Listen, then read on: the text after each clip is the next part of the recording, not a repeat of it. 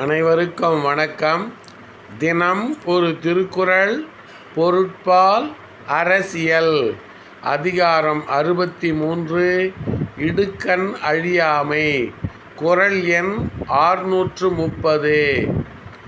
இன்னாமை இன்பம் எனக்கொளின் ஆகும் தன் ஒன்னார் விழையும் சிறப்பு.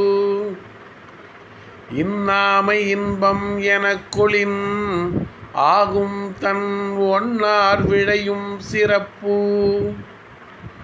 ஒருவன் துன்பத்தையே இன்பமாக கருதினால் எதிரிகளும் அவன் முயற்சியை விரும்பும் சிறப்பினை அடைவான்.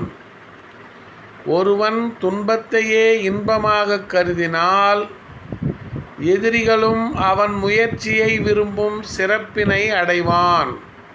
குறள் வழி நடப்போம், வாழ்வின் உன்னத நிலையை அடைவோம். நன்றி, வணக்கம்.